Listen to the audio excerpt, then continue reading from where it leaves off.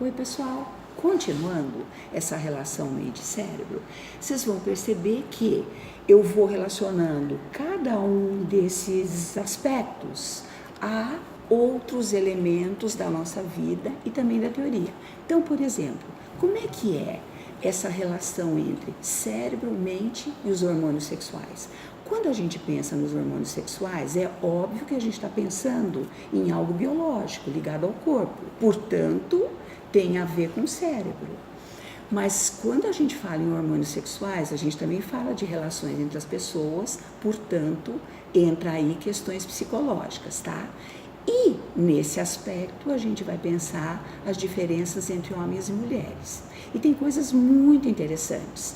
Por exemplo, existem variações naturais dos hormônios sexuais em homens e mulheres. Então, existem flutuações da testosterona nos homens ao longo do dia e existem flutuações do estrogênio e da progesterona ao longo do ciclo menstrual, portanto, durante o mês, no caso das mulheres. E essas variações hormonais têm efeitos profundos tanto no cérebro quanto no comportamento humano. Então, cérebro como estrutura biológica e comportamento humano como domínio da psicologia.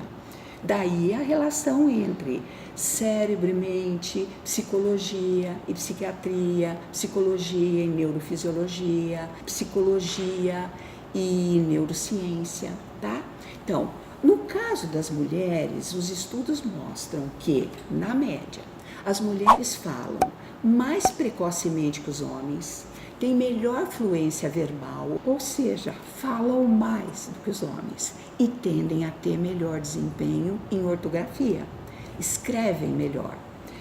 As mulheres também, na média, tendem a ter melhores habilidades sociais, ou seja, elas têm melhor empatia, se colocam mais no lugar do outro. E as mulheres também são capazes de um melhor desenvolvimento da chamada teoria da mente. Elas têm uma compreensão de que outras pessoas têm uma perspectiva de vida, uma visão de mundo diferente da delas. Isso é fundamental para a gente se relacionar, né? Se eu acho que o mundo tem que ser a cópia do meu umbigo, eu não consigo lidar com perspectivas diferentes da minha e, portanto, eu me relaciono muito pior. Nesse sentido, as mulheres tendem, na média, a ter maior empatia e melhor compreensão do que as outras pessoas estão sentindo ou do que ocorre com elas.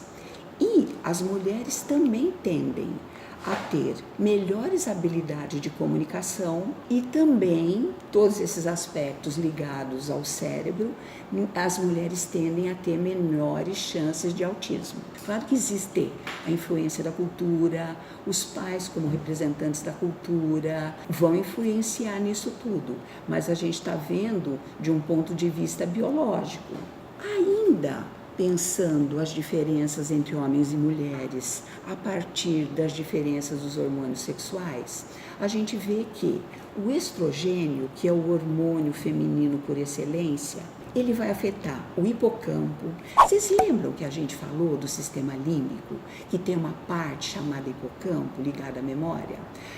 As mulheres tendem, pela ação do estrógeno ou do estrogênio, a ter um melhor processamento de memória, no sentido de que, ao lembrar da própria experiência, elas tendem a entender melhor a experiência dos outros. Por exemplo, no caso de um professor, se eu consigo lembrar como é que eu me sentia quando eu era aluno e me deparei pela primeira vez com informações sobre o cérebro, ou informações sobre a aprendizagem, se eu puder lembrar do que eu senti quando eu primeiro me deparei com essas matérias, isso obviamente me ajuda a entender o que sente o aluno quando se depara com essas matérias. Então, o estrogênio ajuda muito as mulheres nesse sentido. O estrogênio também vai atuar sobre a amígdala. Vocês lembram que a gente já viu que a amígdala, parte do sistema límbico, está ligado a emoções como medo, ansiedade,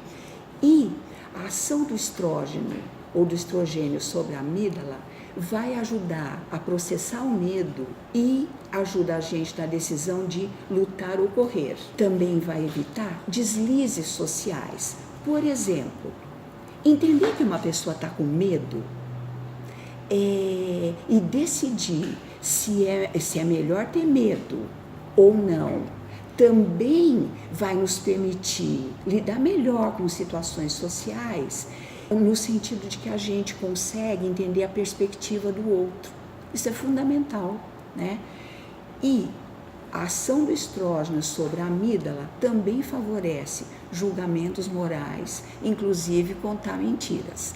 Antes das mulheres serem acusadas de serem mais mentirosas que os homens, vamos lembrar que uma certa sobrevivência social implica um certo uso de mentira. Por exemplo, às vezes você usa mentira para não desagradar a tia, dizendo que o bolo não estava tão gostoso e ela ofertou esse bolo com tanto carinho.